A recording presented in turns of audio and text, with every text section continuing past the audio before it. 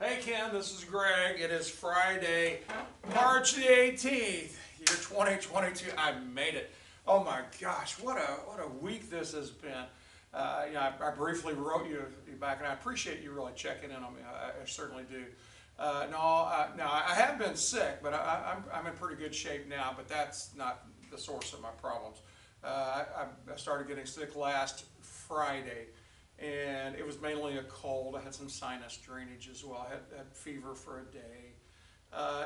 Nothing major. Didn't keep me home from school. Nothing like that.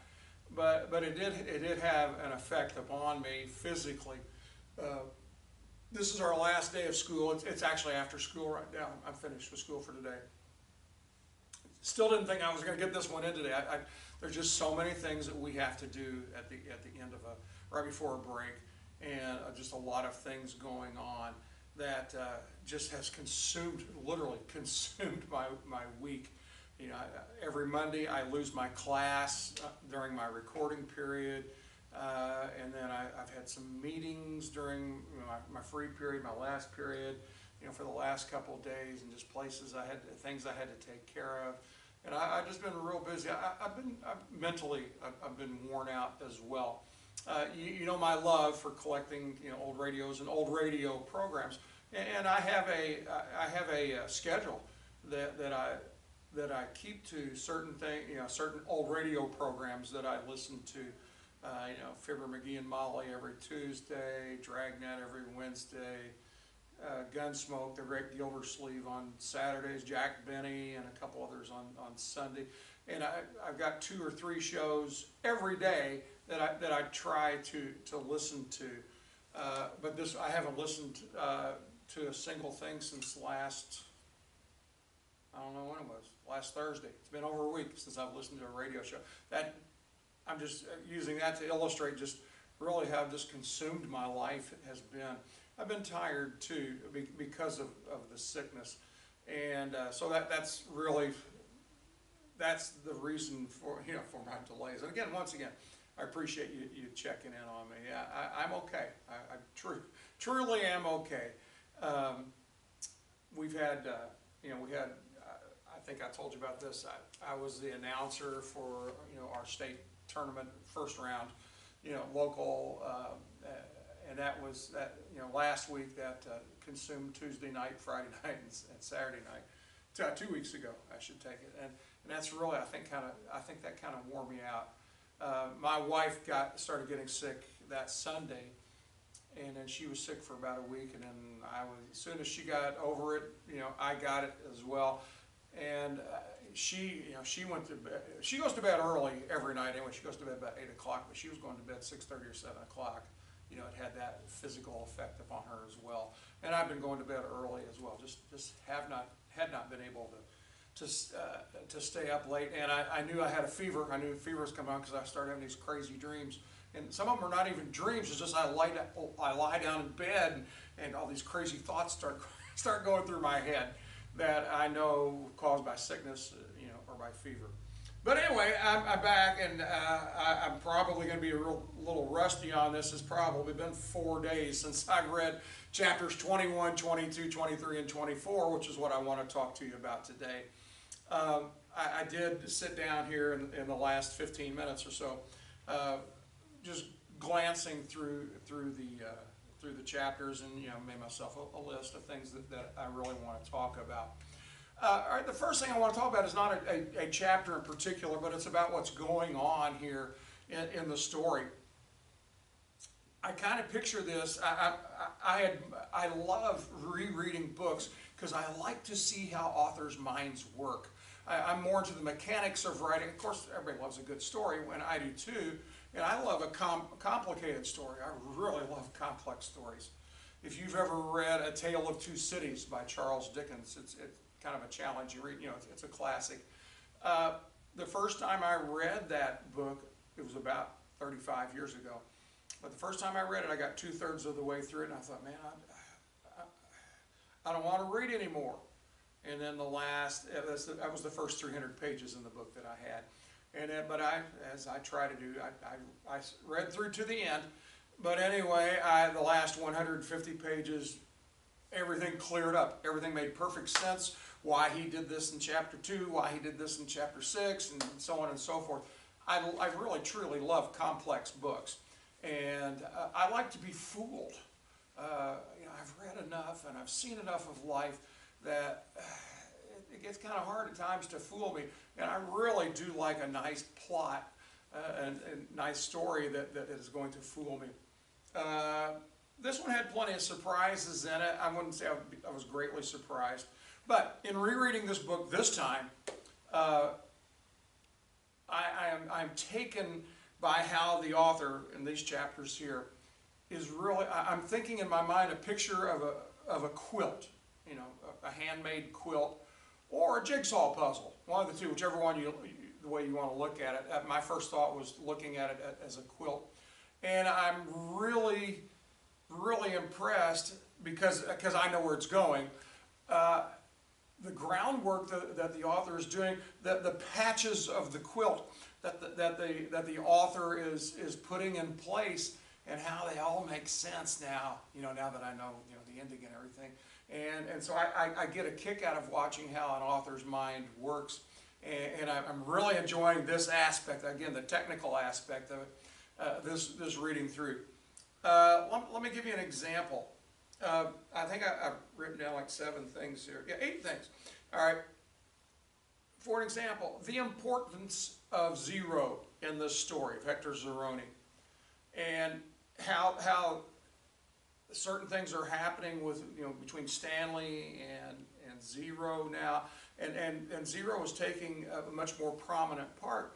And as we know, because we've read the book, we know what kind of important part that is. It's essential to the telling of the story, to the resolution of the story. The second thing I wrote down is Zero digging Stanley's hole when Stanley was taken to the warden. And again, this is accentuating Zero's importance, but it also tells us something about Zero. Even though he's at this Camp Green Lake for troubled boys, or that's not the official name of it, but he's at this camp for troubled boys, he shows a rather nice sense of justice, of what's right and what is wrong. And if you remember, Stanley asked him, "Why'd you dig my hole?" He said, Zero said, "You didn't steal the sunflower seeds." And to Zero, just a simple, uneducated, illiterate young man, he still has a sense of what is right and what is wrong. And to him, again, it's a very simple thing. Oh, well, that's not right. There's no deep thinking in this part, in this instance anyway. He didn't have to rationalize why he was going to help dig Stanley's hole. It was just, it's the right thing to do. I actually love people like that, even though me and you are kind of, we can think complex thoughts and complicated things. My theory in teaching, and I may have mentioned this one other time, maybe for To Kill a Mockingbird, my theory in teaching is I have to put it in simplest terms, and if they can understand it in simplest terms, then they should be able to understand when I use more complex examples. I taught algebra for 1 year. That was certainly the method that I used. I didn't give them hard problems in introducing a topic or a subject. I gave them as simple of an example as I could, and I let them see the mechanics. You do this because this, and you subtract 3 from each side, and so on and so forth. And if they can understand it in simple terms like that, then I had a much greater hope that they could understand it in more complex things, more complicated things. But, Zero here, he just has, it's simple. It's either right or wrong. People that I've known in my life, good Christian people, that I really enjoy, they're very much like that. There's a man, he's in his 70s now. He just, I don't know how to classify him. I've known him since the late 1970s. He's just a good man. And to him, he is not a deep thinker in any way, shape, or form. To him, it's either right or it's wrong. There's no gray areas. And he is such a wonderful human being. And I know if I ask him a simple question, he's going to give me a simple answer. And, if I go to him for advice or whatever, he's just going to see it for the way it is. Now, of course, in life, are there things more complicated? Of course there are. All right. We have a number of students here at school, that are special needs students. And I've made the comment to teachers frequently over the years. I believe God puts a protection on their minds so they don't really necessarily at times understand what they are and what they're afflicted with. To them, life. We got a girl in our gym every Friday. I play dance music out in the gym. It's simple dance music. Dance music out in the gym just for this one girl, and she comes out on the gym floor and nothing bothers her. She just gets out there and dances in front of 250, 300 kids, and to her, that's just what life is. Could she do rocket science? No. Will she be able to work? Probably. She'll be able to work at a simple job, but she'll be happy at whatever she does. And sometimes I lament that, have a tendency to overthink things and make things more complicated, because I really do. I try hard not to do that. And I overthink, I overanalyze, and it causes grief at times. Especially if it's something that doesn't make any difference. I can't fix it anyway. Third thing I wrote down here was, again, the friendship that's now being developed between Stanley and Zero. There's a number of things in here, but that's kind of an emphasis of what's going on in this chapter here. A lot of Stanley, a lot of Zero. And it's important, as we know later in the story, when Zero escapes and hides under the boat, and Stanley goes after him, steals a truck and goes after him, and they get to the other side, they reach God's thumb and everything. And how essential it was that Zero and Stanley developed this relationship. No other boy went to try to save Stanley, or excuse me, tried to save Zero, just Stanley, and it's because of this relationship. Again, Stanley teaching Zero to read. Again, developing this closeness, putting the pattern pieces together in this, this quilt of a story, of this plot of a story. And this is part of it, how they got to become friends. I became friends with a good friend of mine for about 2 years. In high school, I was a sophomore, and I was on the baseball team, the varsity baseball team, and I actually had to pitch our opening day. I wasn't the top pitcher, but I was second. And this guy I'd never had any conversations with him or anything, and so he was our catcher, and so he caught me as I pitched, and all of a sudden he started inviting me to places. We'd go to, we have a stock car track, a quarter-mile short track just down the road. We go there, we go bowling, we go play miniature golf, and he just invited me to all these things, and I became real good friends with him. I'd spend Friday nights occasionally with him, with me and a couple other boys. And this kind of reminds me of Stanley and Zero, as they're developing this friendship and laying the pieces for later in the story, as to why certain things happened. And think about it now. At this point, Stanley didn't know who Zero was, and Zero had no clue as to Stanley's family. But do you ever think they would have,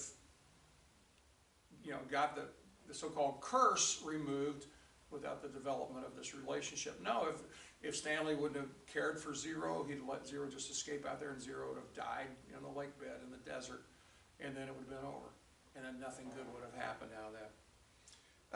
Also coming up in these chapters is we get introduced to Kate Barlow and the spiced peaches that she made that was better than everybody else's.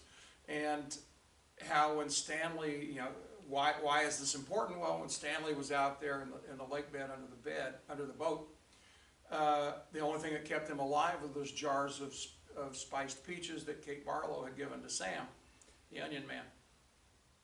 And how just by throwing her in there at this point, again, it's laying the path, laying the groundwork,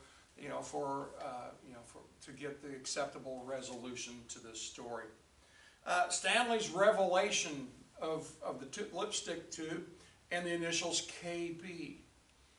again, this brought the, more continuance to the story. It added to the conflict, and it's really a conflict that we didn't even know about up to this point in the reading of the story, but we find out about it in short order in the next few chapters of, Kate and Sam and Trout Walker and, the ordeal going on with them, and Kate Barlow turning into an outlaw. But Stanley was able to put together the pieces because his great-grandfather was the one who Kate Barlow robbed. And didn't kiss him, didn't kill him, but she robbed him nonetheless. And so how important that is, that, to the reader at least, and to Stanley as well as time goes on, who Kate Barlow was and what that tube of lipstick meant. I think it's chapter 23, we get to read about the rejection of Trout Walker by Kate Barlow and what part that played in the story. Of course, Trout, ended up getting jealous of Sam, but it was a racial thing as well. He was a black man. And how it set the wheels in motion, and how he wanted Kate Barlow's treasure at the end where she died. She got bitten by the lizard. And so we're introduced to that now and again, it's a patchwork quilt, just putting the pieces together, and an astute person, as you're reading, you'll go back and think about that, but, for me, how many ever times I've read this book now, not that many, 4 or 5 maybe, as I'm seeing it, and I know what's coming ahead of me, I'm seeing down the road, I'm thinking, this is really neat. It's really neat the way this guy put this book together, and I'm very appreciative of that.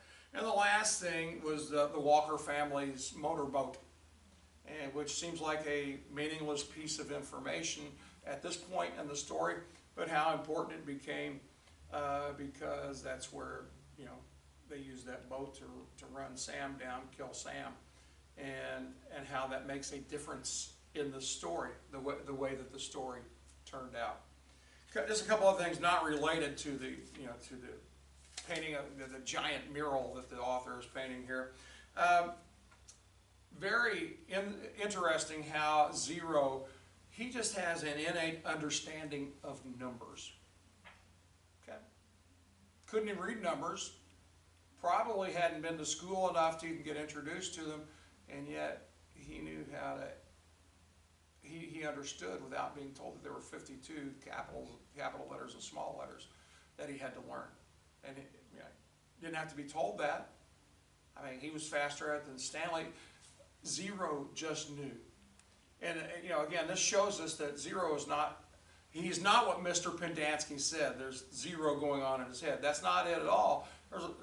There's an intelligent human being in there who has been cheated out of, a good education, and would probably do well, and he wasn't cheated by society. He was really cheated by his mother and his father, mainly his mother. His father was never in the picture, because of her shortcomings and how she had abandoned him as well.